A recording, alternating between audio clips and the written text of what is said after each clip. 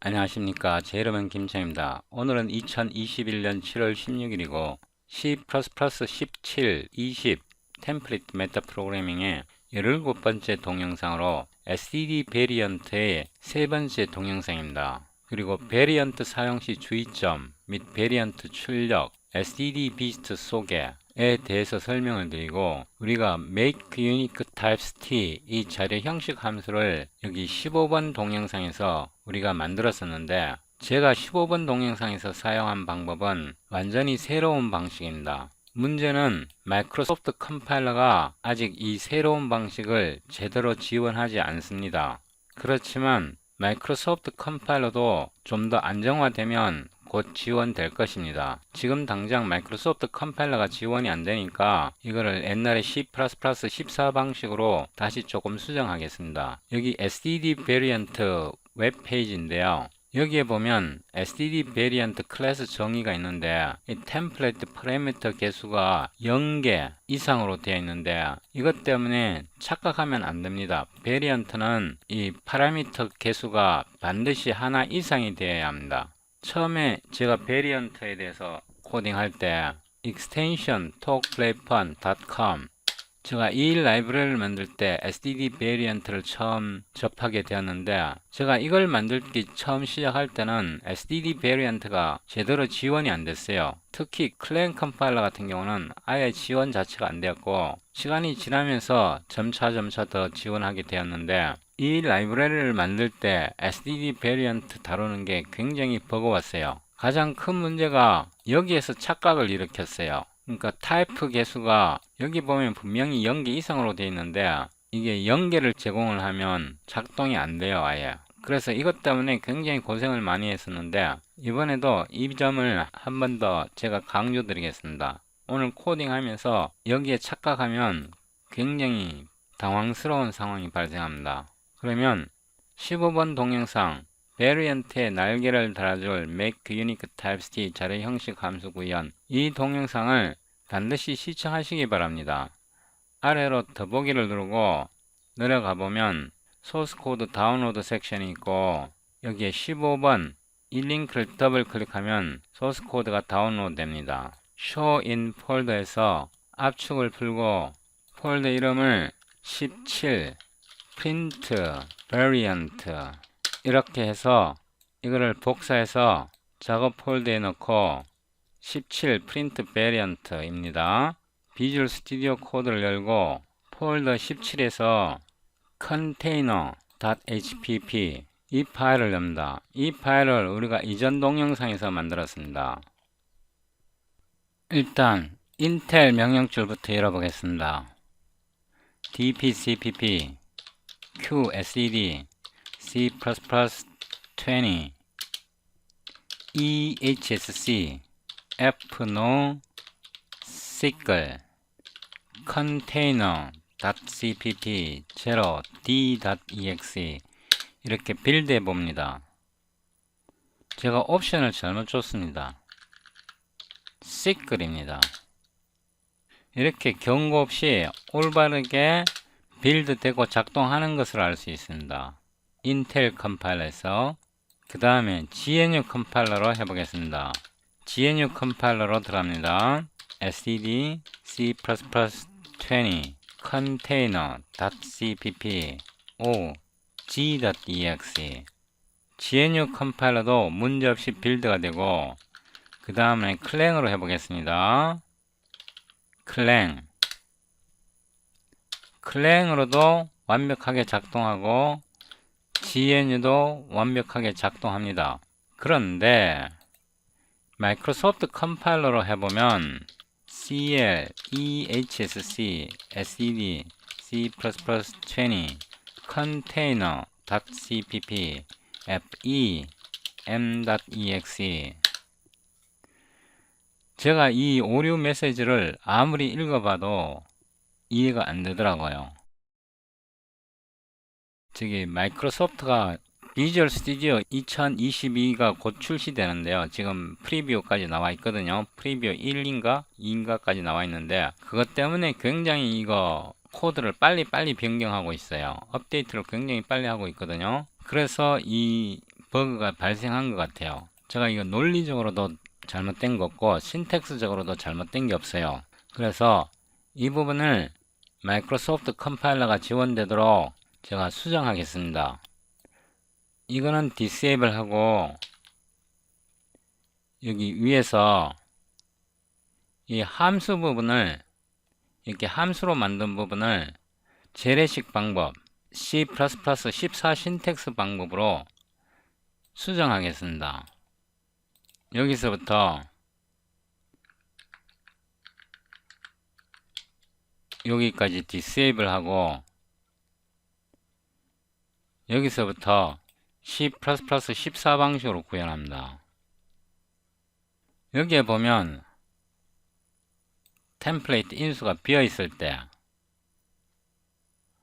그 다음에 일반 타입을 사용할 때, 그 다음에 컨테이너 타입을 사용했을 텐데 15번 동영상을 시청하지 않으셨다면 이 부분 굉장히 어려울 겁니다. 그래도 저도 이 방법을 사용하고 싶지 않은데 마이크로소프트 C++에서 지원이 안 되니까 이 부분을 수정합니다.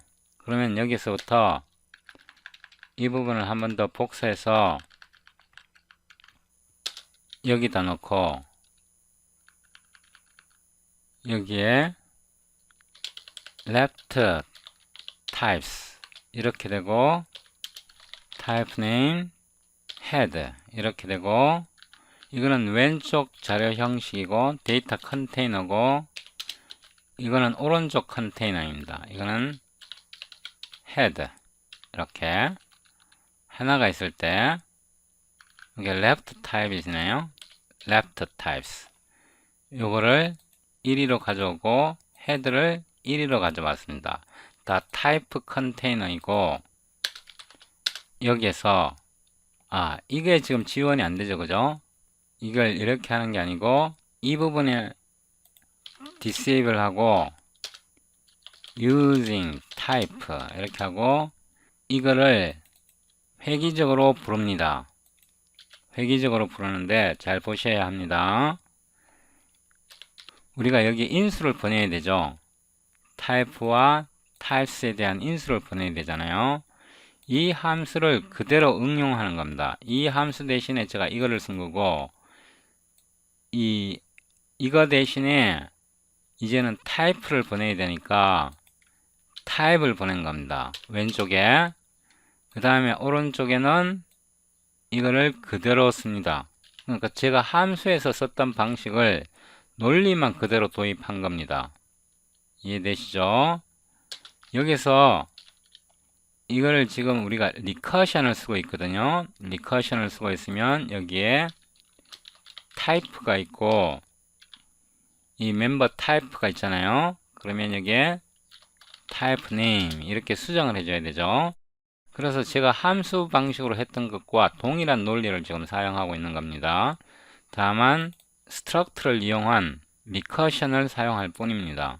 근데 이 방식의 문제가 뭐냐 그러면 이게 C++ 14에서 쓰던 방식인데 디버깅이 안 됩니다. 디버깅이 거의 어렵습니다. 그래서 이렇게 함수 방식을 하면 좋은데 마이크로소프트 컴파일러가 지원 안 되니까 일단 이렇게 하겠습니다. 그 다음에 이 부분도 마찬가지입니다. 이거 disable 하고 여기에다가 이거를 리커션으로 부릅니다. 어떻게 부르느냐? 이거를 리커션으로 가져와야겠죠, 그죠? 가져오고 그 다음에 이 부분, 그죠? 이 부분을 가져오고 그 다음에 이 부분을 가져와야겠죠. 이 부분을 가져오고 그죠? 그 다음에 타입가 여기 들어가고 이 줄바꿈해서 여기 타입 네임을 여기다 넣습니다. 제가 이거를 함수 방식으로 했던 거를 그대로 옛날 C++ 14 방식으로 번역하고 있는 겁니다. 그 다음에 여기에서부터 이게 하나가 있을 때 여기 위로 올라가서 보면 이게 하나가 있을 때 이 코드잖아요. 그래서 요거를 복사해서 코딩 할 때 도움이 되도록 논리를 이해하라는 뜻이거든요. 여기다 붙여놓고 이렇게 일단 해 놓겠습니다. 이걸 만든 다음에 제거하면 됩니다. 그래서 using을 쓰는데 type 이게 반환값이죠. 여기 if 조건문이 있잖아요. if 조건문. if 조건문에 해당하는 게 std conditional t입니다. conditional t 이해되시죠? 여기에 true false가 옵니다. 또는 false가 오고 그 다음에 참일 때 true statement가 오고 false statement가 옵니다. 이렇게 그 다음에 세미콜론 해야겠죠.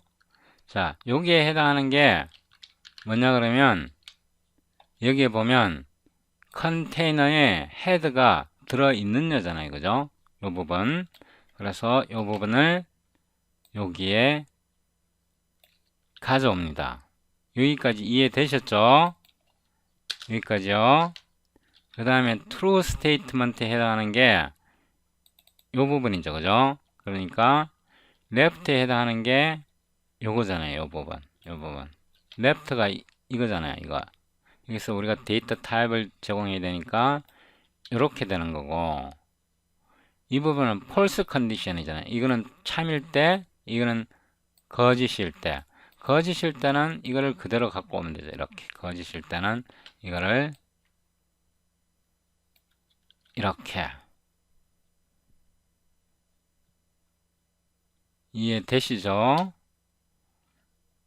이 부분은 참이냐 거짓이냐 여기에 해당하는 거. 함수에서 이 부분에 해당하는 거고요. 여기에 해당하는 게 이 부분이고 이 거짓 부분에 해당하는 게 요겁니다. 이해되시죠? 여기서 세미콜론을 잊어버리면 안 되고요. 그 다음에 이 부분은 이제 콤마 처리하겠습니다. 한 가지 더 있죠, 그죠? 이 부분을 처리를 해야 되잖아요. 이 부분을 복사해서 여기다 넣고 요거를 해제하고 이 부분을 한 번 더 복사해 옵니다. 이렇게 복사해 와서 이제 이 함수 같은 경우는 left type이 있고 두 개가 있잖아요. 그 다음에 tail까지. 그래서 이거를 그대로 first type name, second type name, tails 이렇게 만들었습니다.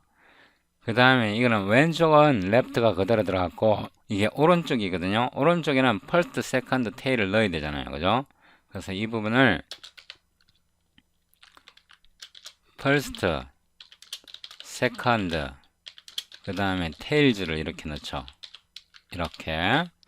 이렇게 넣고 여기에서 보면 새로운 데이터형을 만들잖아요. 그래서 이 부분에 해당하는 게 어디냐 그러면 여기서 만들 거거든요. 여기서 이번에는 using new left t 이렇게 정합니다. 우리는 타입이니까 여기서 함수를 리커션으로 부르잖아요. 회귀로. 마찬가지로 우리도 이걸 회귀로 부릅니다. 회귀로 부르는데 여기 보면 left를 보냈잖아요. left에 해당하는 게 이게 left고 이게 right잖아요. 그죠? 이 함수에 보면 left가 여기 있네요. 이거의 데이터형이 이거잖아요. 이거. 그래서 left를 복사해서 보내고 그죠? 그 다음에 type container first를 여기다가 보내면 되죠. 그죠? 근데 이거는 지금 우리가 지금 이거를 부르잖아요. 이거는 struct잖아요. 그죠? struct에 데이터 멤버가 type 있죠. 그죠? type. 그 다음에 이거를 type name. 어렵죠. 그죠? 그러니까 이거를 함수로 하면 이렇게 쉽게 할 수 있는데 여기 옛날 C++ 14 방식으로 하면 이렇게 좀 번거롭습니다. 또 디버깅 자체가 안 되고, 이거는 디버깅이 안 돼요. 디버깅을 할 수가 없어요. 그 다음에 이제 이 함수를 보면 우리가 이거를 만들었잖아요. 그 다음에 이제 이거를 또 만들어야죠. 이거. 그죠? 이거를 제가 그대로 갖고 와서 붙여놓고, 이거를 disable 하고, 이 부분은 삭제를 하고, 이것도 지금 회기잖아요. 회기. 그래서 using type 이렇게 하고, 이게 회기니까 이거를 회기시키는 겁니다.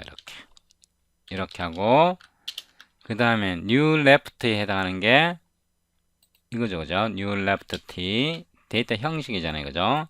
데이터 형식을 보내고, 그 다음에 여기에 보면 container second tail, 이 부분이죠. 이 부분을 제가 그대로 갖고 옵니다. 이게 데이터 형입니다. 이 상태에서 이게 지금 타입을 갖고 있잖아요. 그래서 타입 이렇게 하고, 그죠? 그 다음에 여기에 타입 name 이렇게 하면 이제 완성이 된 겁니다. 그래서 이 부분은 다시 콤마 처리합니다. 그러니까 제가 함수로 만든 논리나 이렇게 옛날 C++ 14 방식으로 하는 논리나 똑같은데, 이 C++ 14 방식으로 하면 디버깅이 거의 뭐 불가능해요. 안 돼요. 디버깅이 안 돼요. 이걸 머릿속에서 다 처리를 해야 되는 거예요. 이 과정을. 그래서 제가 이 함수를 도입해서 설명을 했던 겁니다. 그리고 앞으로 이 방식이 훨씬 더 쉽고요. 구현하기도 쉽고 이해하기도 쉽고 디버깅도 가능하고. 아직 마이크로소프트 컴파일러가 여기에서 버그가 나더라고요. 근데 앞으로는 곧 지원될 거라고 생각합니다. 제가 여기 앞에서 하나 실수를 했는데, 여기에서 이 부분에 꺽쇠를 하나 덜 닫았어요. 꺽쇠를 하나 더 닫아줘야 돼요. 그죠?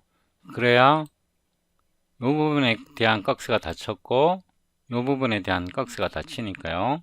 마이크로소프트 컴파일러를 열고 다시 빌드합니다. 이제는 경고 없이 버그 없이 완벽하게 빌드 되었죠. 완벽하게 작동하잖아요. 인텔 컴파일러도 완벽하게 작동하고, 클랭도 완벽하게 작동하고, GNU G++도 완벽하게 작동합니다. 이렇게 C++ 14 방식의 코딩은 디버깅이 불가능해요. 정말로 불가능하고, 15번 동영상에서 썼던 이런 함수 방식은 디버깅이 가능해요. 또 논리적으로 구현하기가 훨씬 쉬워요. 제가 이 방식을 처음 설명한 게 10번 동영상이에요. 그래서 제가 여기에 링크를 붙여 놓을 테니까 10번 동영상과 15번 동영상, 이 두 동영상을 꼭 시청하시기 바라요. 이건 완전히 새로운 방식이고, 이전 C++ 버전에서 불가능했던 새로운 방식이거든요. 그리고 앞으로 이게 대세가 될 거고요. 제가 원래 베리언트 사용 시 주의점 및 베리언트 출력 SDD 비지트를 소개하려고 했는데, 이번 동영상이 너무 길어져서 이 부분은 다음 동영상에서 설명드리겠습니다.